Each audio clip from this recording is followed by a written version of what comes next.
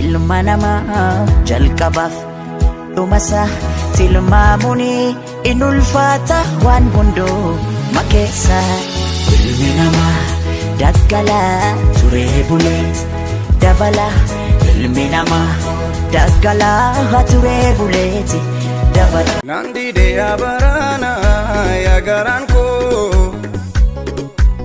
obsi biyeti abate biyako amanu matin zidisa